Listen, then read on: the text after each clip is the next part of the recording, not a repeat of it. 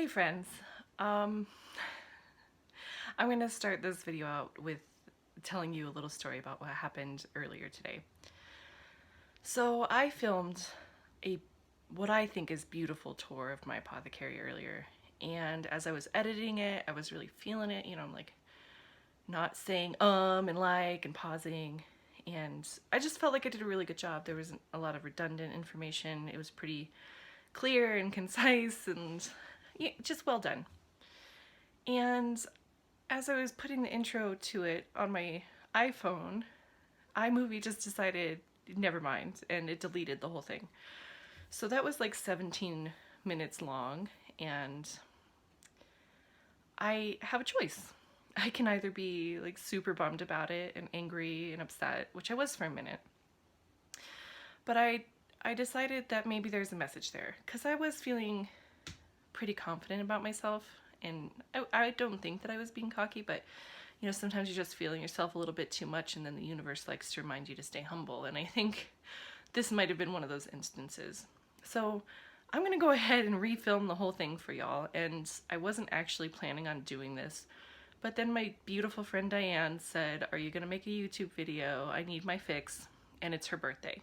So happy birthday, Dianne. I'm going to do a tour of my apothecary just for you, and of course all my other YouTube friends, and hopefully my phone won't delete it this time. So one more thing before I get started. Please note that I am in my wheelchair. I will be doing a tour of my apothecary from my wheelchair, and it's really hard to hold a camera steady and film at the same time. So if you notice a lot of shaking or jostling or bumping around, please just give me some grace. It's really hard to navigate and film in a wheelchair at the same time. So I will do my best, and I hope that you guys enjoy this video. Thank you so much for being here. So I'm going to start the tour of my apothecary with this really awesome poster. So this poster was actually a birthday gift to me from my husband before we got married. I think he gave it to me in, I think it was 2013. He found it in an abandoned barn and instantly thought of me, which is perfect because it's totally my style. It's actually 120 years old, and it's all hand painted, which if you're just looking at the skull is like, wow, that's impressive. So this is one of my most prized possessions. It's absolutely the coolest gift I've ever been given. And something interesting about it is that this poster was made about 120 years ago, and it was before they had a name for the vagus nerve. And for those of you who know anatomy will know that the vagus nerve is a cranial nerve that actually exits and kind of follows your mandible. But on this poster, way up in the top on the left side, they have the nerve drawn in, but I think it's just called the mandibular nerve. So I thought that was pretty fascinating. This poster kind of sums up my style. It's a little bit morbid, maybe, definitely curiosity driven. Like I just want to know how everything works. And also kind of I guess vintage, because some of the things that I do are pretty old school, like crochet and herbal medicine and all that. So that is my favorite thing in my apothecary. It reminds me how much my husband loves me and how well he actually knows me, so it's pretty cool. Then I have a collection of mostly wild turkey feathers. There's a few other mixed in there. Before you jump on me about how it's illegal to own wild bird feathers, I'm aware of the law, and my husband is of Native American descent, so don't bother me. I also have some sage and a candle, and then I have flower press, some soap that I made with my kids. There's actually 2 layers there, so the top layer is lemon sandalwood with oats, and it's coconut oil soap, and then underneath is another layer, and it's a brown soap, and it's sage, vetiver, and cedarwood soap with coffee for exfoliation. So that's pretty nice. It's been sitting long enough that I could probably package it up, but it's really convenient to just have it there whenever you need to grab a bar for an order, or for the bathroom, or for the kitchen, whatever you need soap for. In these drawers down here, I have some tools. I have my little 1-burner stove, and then I have And these other ones, I just have bags and bags of herbs. They're all organic. I don't necessarily just use one brand of herb. I try to stick to the same brand, but especially since COVID's happened, sometimes the availability isn't the greatest. So we do what we can, but everything's organic, regardless of the brand. So this neat little machine that kind of looks like a coffee can with a tire iron on top is a tincture press, and I use that when I make a tincture. And basically, when you're making a tincture, you're putting herbs in an alcohol water mixture dependent on the herb. It will change for each herb. And then you'll let it sit for about 4 weeks, which is called maceration. So after it's macerated for about 4 weeks, you'll take out the plant matter and squeeze out the liquid to get all of the medicinal goodness out of the plant, and that's what the tincture press is for. Now, keep in mind that I am a professional herbalist. I do this for my business. I do this to teach other people, and a tincture press to me is a vital piece of my apothecary. That being said, if you are just a home herbalist, I don't mean just to like belittle, but if you're only doing herbalism for a small group of people like your household, you don't need a tincture press. You can get a potato ricer, and when you make your tinctures, just strain it through some muslin, and then take the plant matter that you've caught, stick it in the potato ricer, and just squeeze the crap out of it. It works just as well. I use the tincture press because when I'm making tinctures, I'm making such a high volume of them that a potato ricer would easily fatigue and injure my hands. So I like my tincture press for this reason. Above the tincture press is a cute little white shelf. My husband actually just installed these 3 little white shelves for me. They were a gift, and I love them. On this little shelf here, I have a tea strainer and a whisk and a Sharpie. And I have the Sharpie there because ideally I would label everything that I make in my apothecary. I don't do that. I make sure to label things for my business, but sometimes, like, even my herbs aren't all labeled because I recognize them. If you're starting out as an herbalist, please label everything that you use. Even as an experienced herbalist, I find myself playing Guess That Tincture with my husband sometimes. And that's all fine and dandy when it's just you and your family, but definitely if you're going to be giving it to somebody else, or even if you're just going to be using it for yourself, labeling is a good idea. I should give myself a lecture on it, but I digress. Next to that cute little shelf, I have my herb shelf. And my herb shelf, as you can see, is full of a variety of different herbs. The big jars in the top there that are mostly empty at the moment because I need to refill them include my heart tea blend, red clover, rose, lemon balm, calendula, and nettle. I just bought a bag of nettle to refill nettle. And I keep big jars of the herbs I use the most often. And my most popular tea blend is definitely my heart tea, so that one gets made a lot. So all of those ingredients are in my heart tea, and that's why they're huge jars. Below that, in alphabetical order, I have a bunch of pint jars with different herbs in them. And I will probably in the future go through and make an herb by herb video, like an intro and use of each herb. If anybody's interested, I can teach you why I use it, what I use it for, you know, what its constituents are, when it might not be appropriate, sort of thing. I'm hoping in the future that there'll be enough interest that I could actually teach classes, maybe a members only portion of YouTube, or I don't know, I've heard Patreon a lot.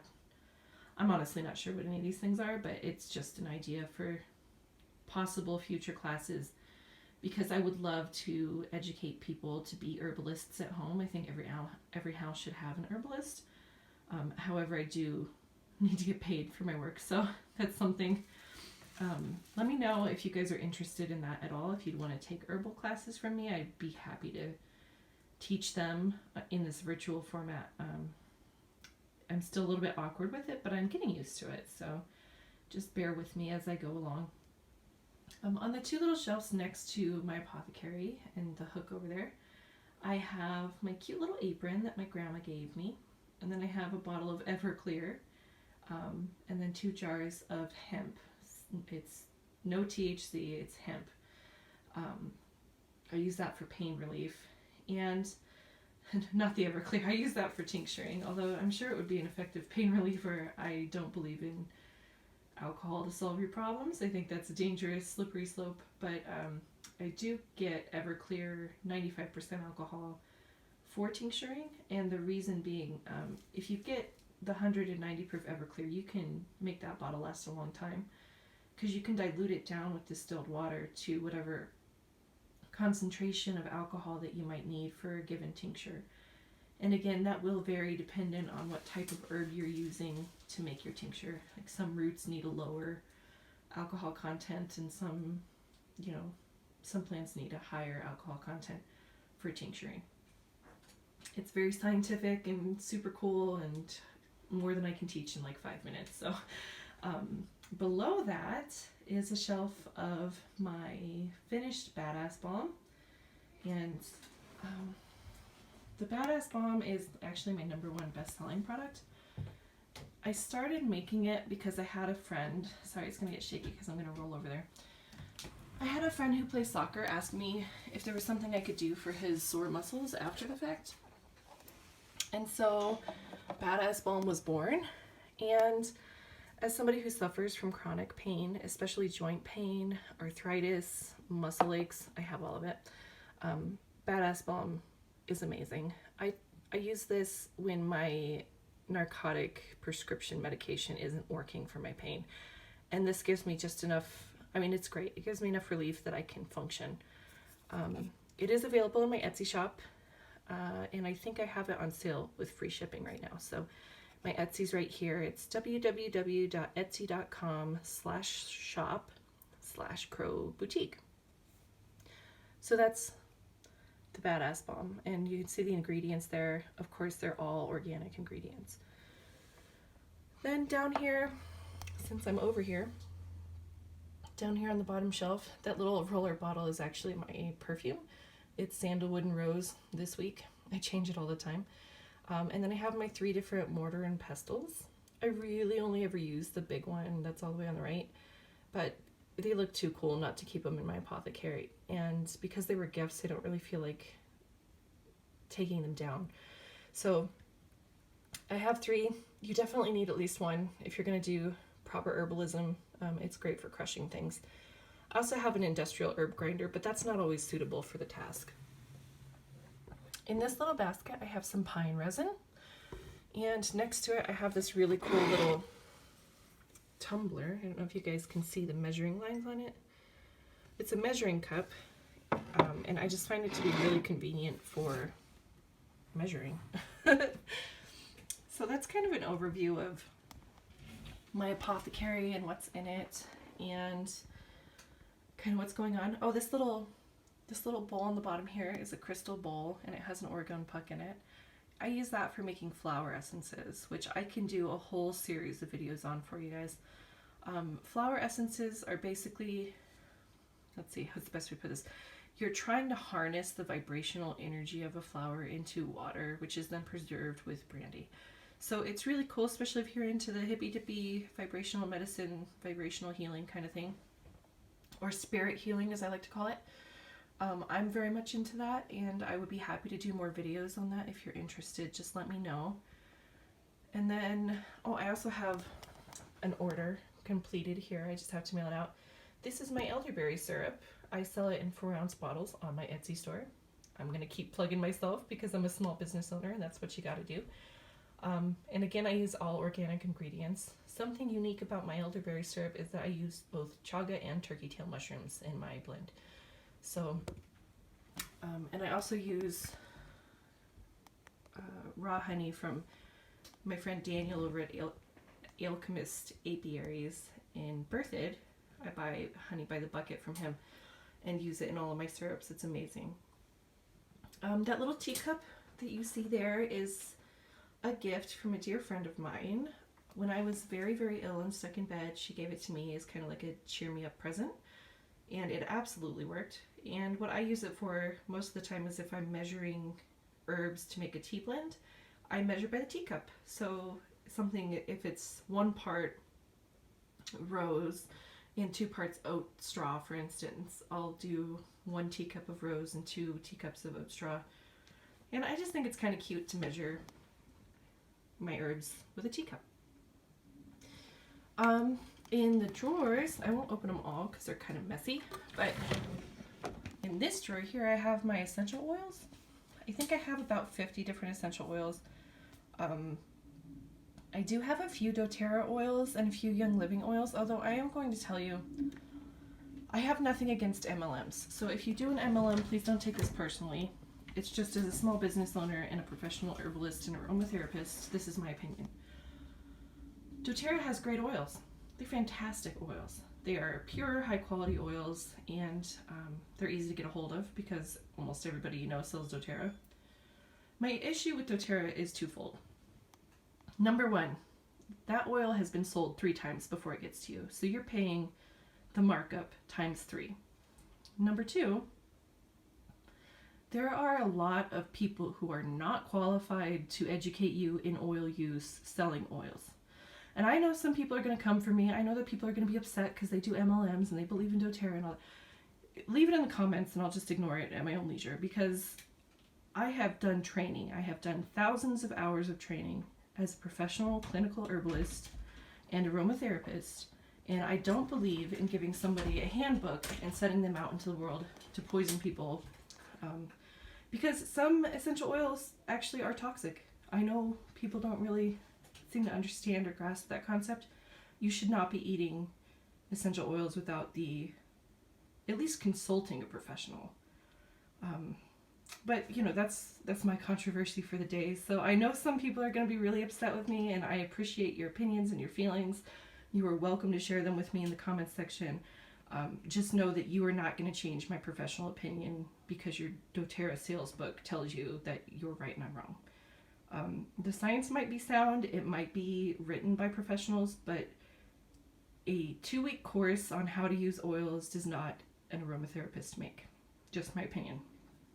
My professional opinion. So if you're thinking about using doTERRA oils, that's great. You can buy them, absolutely. Please do not use them internally, and talk to somebody with a lot of training before you use them on yourself, or especially on your children. I have heard some really sad stories, especially about cats passing away because they've been poisoned with essential oils that a doTERRA or Young Living person sold to them. So just be aware that Marcy down the street who sells doTERRA is not an aromatherapist. She's not a certified aromatherapist, and she does not necessarily understand the chemical action of the oils that she's selling. So by all means, support your friends who do doTERRA, and then consult an aromatherapist before using those oils. I know that's like a long rant, and I'm so sorry. I just feel very passionately about the safe use of herbal medicine, because when people don't use it safely, it gives people like me a bad name, and it makes it really hard for me to do business as a legitimate, trained and certified herbalist. There's a lot out there that's misinformation, and I think that information should always be free. So if you have a question about something, by all means, please reach out to me. I'm more than happy to answer questions if it means keeping you and your family safe. I will never charge you for asking me a question about oils. So, I digress. This has been a tour of my apothecary. In the bottom of my credenza here, I have tinctures on the left. I'm not going to open it. It's a hot mess in there. It looks like this, but liquid. And then in the center cupboards here, I have like empty jars and empty tins and empty bottles. And then in the far corner, I actually have a bunch of beading stuff. It doesn't really belong in my apothecary, but I don't have anywhere else to put it. And let's see, I think that's about it for my apothecary. I'll be happy to do another video at some point that goes over like the specific equipment that I have, because I do have like bowls and pans and spatulas and a crock pot and all these other things that I use for medicine making, but I don't really have the spoons to go through all of it right now. especially since this is my second or third time filming this today. So again, to my MLM oil salespeople, I'm sorry if I hurt your feelings. Please know that I respect your business. I just think, you know, even you guys, reach out, you know, talk to an aromatherapist, find out what is safe and what isn't, and just, you know, be mindful, because you are messing with people's body chemistry, and that's not a safe thing to do willy-nilly. If you want to see more videos about the individual herbs, let me know. If you want to see more about the equipment, let me know. I think I will probably do some medicine making videos. I just don't want to... I have to get paid for some part of my job. So I think what I might do is kind of give you an introduction to herbalism on here, sort of for free for everybody. And then if enough interest is garnered, then I'll start going through and giving like specifics, like phytochemistry for essential oils, and, you know, the tincturing process and how you figure the math for each herb, and capsuling and all that stuff. But of course I can't do everything for free, because I am just, you know, trying to make a living like everybody else. So I don't know what that's going to look like in the future. I would have to get quite a few more subscribers, I think, before I could start charging. But please let me know if that's something that you would be willing to invest in. I think getting an herbal education is an awesome thing for anybody to do. I obviously can't certify you. I don't have an accredited school. But if you just want to learn herbalism kind of as an introduction, to dip your toes, to find out if it's what you want to do, I would be more than happy to make more videos and kind of give you a basic education in home herbalism. You know, we could do salves and syrups and tinctures and lotion making and soap making. I mean, there's so many, and tea blending. There's so many things that we could do. So just let me know what you're interested in hearing about, and I'll make videos for you. Again, I don't know how this is going to look in the future. I am still so uncomfortable on camera, and I feel like you guys have been a wonderful group of people. Everybody's been so supportive and encouraging, and I really look forward to doing more of this with you guys. So thank you so much for being here. Don't forget to take care of yourselves and each other. Drink some water, be kind, wear your mask, and wash your hands. And I will see you all next time. I love you. Bye.